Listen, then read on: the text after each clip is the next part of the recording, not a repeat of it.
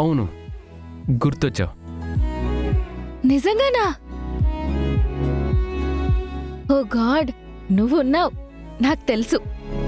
Hello hello, ఇదిగో రెస్టారెంట్లో పూరి విషయంలో నువ్వు చేసిన పని గుర్తొచ్చి నీకు థ్యాంక్స్ చెప్పాలనిపించింది. ఏమన్నావు? నీకు థ్యాంక్స్ చెప్పాలన్న విషయం గుర్తొచ్చింది, అందుకే కాల్ చేశాను. ఓ అవునా, నేనింకా నీకు పర్సనల్గా గుర్తొచ్చి నన్ను మిస్ అవుతున్నావనుకుని నాతో మాట్లాడాలనిపించిందేమో కాల్ చేసావేమో అనుకున్నాను.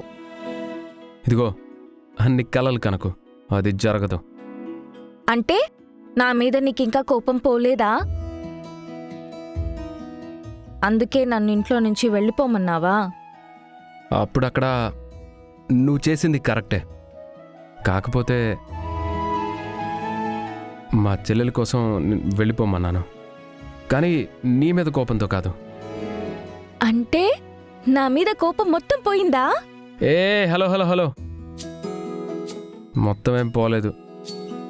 ఏదో ఆ పర్టికులర్ సిచ్యువేషన్కి, ఆ పర్టికులర్ టైంకి నువ్వు తీసుకున్న రెస్పాన్సిబిలిటీ కోసమే నాకు యాక్చువల్లీ కోపం తగ్గింది. నేను కూడా అదే అంటున్నాను, కోపం తగ్గిపోయింది కదా అని. మళ్ళీ అదే అడుగుతున్నావు? పర్టికులర్ రెస్పాన్సిబిలిటీకి మాత్రమే.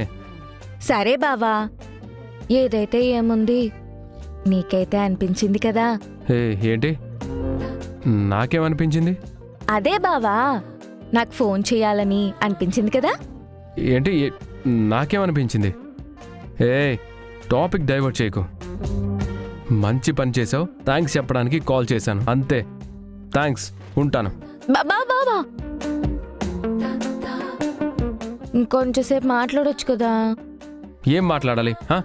ఏదో ఒకటి మాట్లాడు.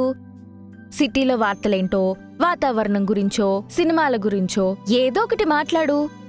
నువ్వు మాట్లాడుతూ ఉంటే నేను వింటూ ఉంటా.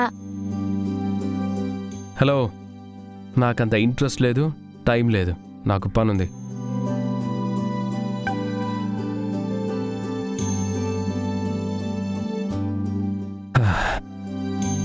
అదేంటో, కోపంతో చూపించే ప్రేమ ప్రేమతో చూపించే ప్రేమ కంటే అందంగా ఉంటుంది, తెలియని హాయినిస్తుంది.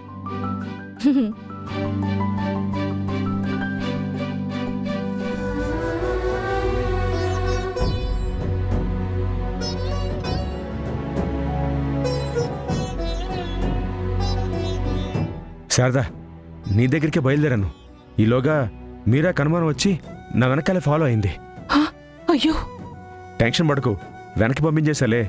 చెప్పు, ఎందుకు అర్జెంటుగా రమ్మన్నావు? మన ఇంట్లో పరిస్థితి ఏం బాలేదు. ఏ, మళ్ళీ ఏదైనా సమస్య? పూరి పెళ్లి క్యాన్సిల్ అయిన దగ్గర నుంచి ఆ ఇంట్లో సమస్య లేనిది ఏ రోజు? పూరి పసితనంతో ప్రదర్శించే కోపం, గగన్ ఆవేశంతో తీసుకునే నిర్ణయాలు, వాళ్ళ మధ్యలో నేను నలిగిపోతున్నాను. గగన్ మళ్ళీ ఏదైనా నిర్ణయం తీసుకున్నాడా? కాదు, పూరి తొందరపడుతోంది. ధ్రువకి బాగా దగ్గరవుతోంది.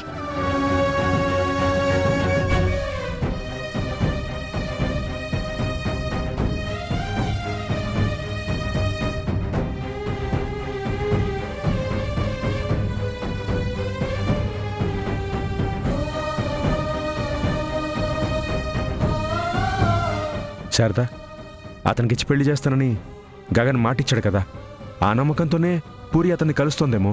కానీ వాళ్ళిద్దరి పెళ్లి జరగకూడదు.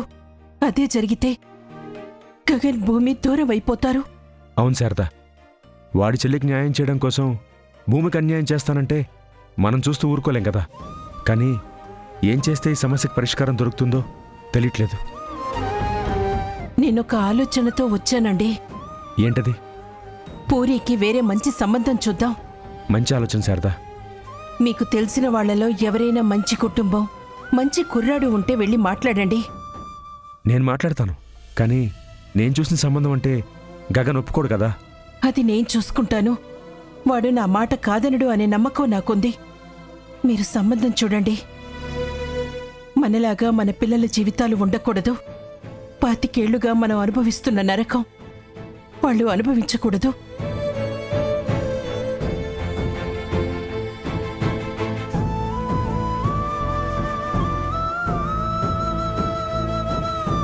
నిజమే. అప్పట్లో నా భయం నన్ను మీకు దూరం చేసింది. ఇప్పుడు వాడి అపార్థం భూమిని గగన్కి దూరం చేస్తోంది. నా వల్ల కోల్పోయిన సంతోషాన్ని నేనే తిరిగి తీసుకొస్తాను. మంచి సంబంధంతో నిన్ను కలుస్తాను. సరే, నేను వెళ్ళిరానా? అప్పుడే వెళ్ళిపోతావా? మీతోనే ఉండిపోవాలనుంది, కానీ ఉండలేను. శారదా, నిన్నొదిలి నేను వెళ్ళలేను.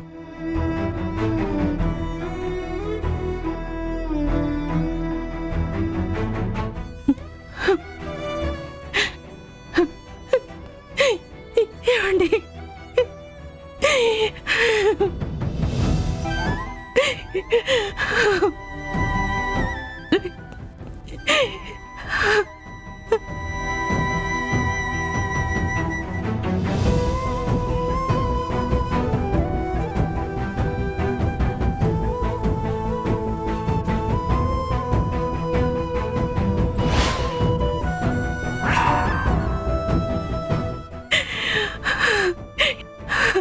చూసావా శారదా, మన కన్నీళ్ళు కూడా కలిసిపోయాయి, కానీ మనమే కలిసి బతకలేకపోతున్నాం. కనీసం ఇలా కలవటానికైనా బతికున్నాం. ఈ జన్మకి ఇదే ప్రాప్తం అనుకుంటాను.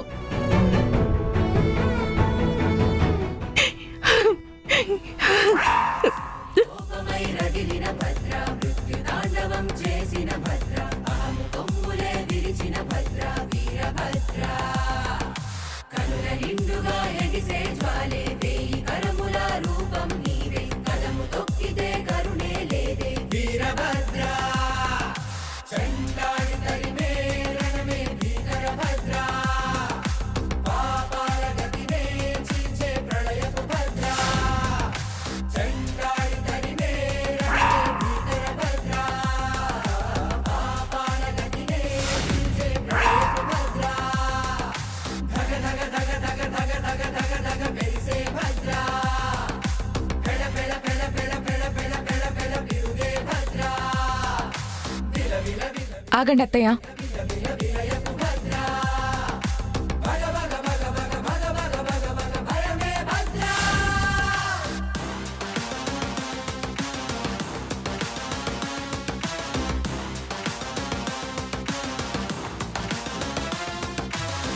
ఎందుకత్తయ్య నన్ను చూసి కూడా చూడనట్టు వెళ్ళిపోతున్నారు? మిమ్మల్ని ఎవరు చూడరు అనుకున్నారా? చూడలేదు అనుకున్నారా? అది ఆయనతో